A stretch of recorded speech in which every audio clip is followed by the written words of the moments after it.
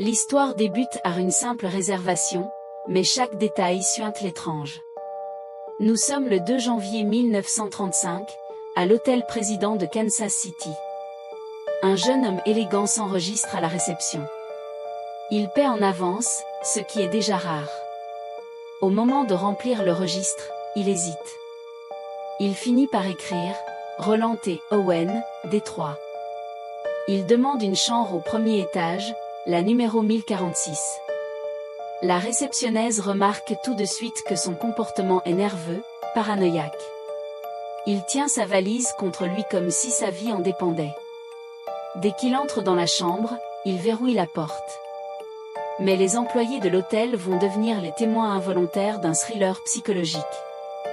Le lendemain matin, une femme de ménage frappe. Roland lui ouvre, mais ne la laisse pas entrer. Il reste dans l'entrebâillement. Elle remarque que la pièce est plongée dans le noir total, les rideaux tirés, alors qu'il est 10 heures du matin. Il lui demande simplement « Avez-vous vu l'homme dans la chambre à côté ?» Elle répond que non. Il insiste, inquiet. Puis, il lui demande de laisser la porte déverrouillée, car il attend un ami. Plus tard dans la journée, la femme de ménage repasse. Cette fois, la porte est verrouillée. Elle doit utiliser son passe-partout. À l'intérieur, la scène est bizarre. Roland est assis dans le noir, sur le bord du lit, fixant le néant. Un couteau de cuisine est posé sur la table de chevet, une coupe de cheveux est en cours, mais l'atmosphère est glaciale. Elle aperçoit un mot sur la table, dont « Je serai de retour dans 15 minutes. Attends-moi ». Le suspense atteint son paroxysme le surlendemain. Un bruit sourd réveille les voisins. On entend des grognements, une lutte sourde, puis le silence. Personne ne réagit. Ce n'est que quelques heures plus tard que la direction s'inquiète.